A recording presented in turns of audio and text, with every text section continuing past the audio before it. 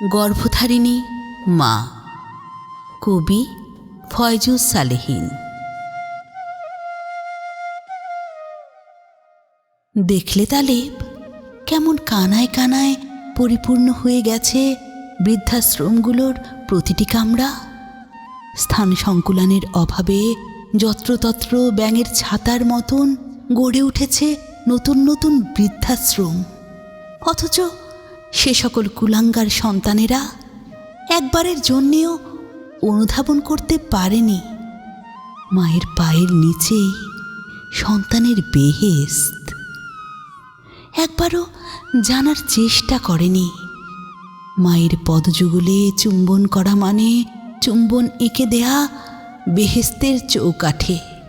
তুমি তো বেশ ভালো করেই জানো তালেব, পবিত্র কোরআনে স্পষ্টাক্ষরে লিপিবদ্ধ আছে, মা বাবার প্রতি বিরক্ত হয়ে উহু শব্দ পর্যন্ত করা যাবে না। অথচ হাদারামেরা সেই বাবা মাকেই কিনা পাঠিয়ে দেয় নির্বাসনে।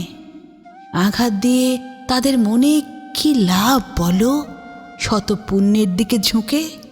সেসব পুণ্যসমূহের যোগফল যে মস্ত বড় এক শূন্য ছাড়া আর কিছুই না।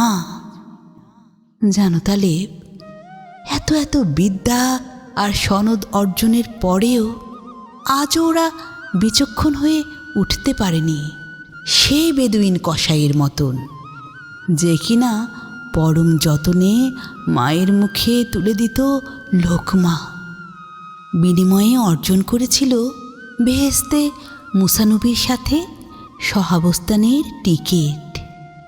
সেই সব অজ্ঞেরা বোধ হয় জানেই না কোলে তুলে মাকে কাবা শরীফের চতুর্দিকে যদি একবার করে প্রদক্ষিণ, তাতেও পরিশোধ করতে পারবে না সন্তান তার মায়ের একদিনের ঋণ। একবার, স্রেফ একবার মায়াভরা দৃষ্টিতে মায়ের দিকে তাকালেই অর্জিত হয়ে যাবে একটি কবুল হজের সোয়াব। ওদের নির্বোধ আকাশে যদি উদিত হতো বোধের টকটকে লাল সূর্য, তাহলে দেখতে তালেব ঠিকই তালা ঝুলে থাকতো পৃথিবীর তাবৎ বৃদ্ধাশ্রমের সদর দরজায়।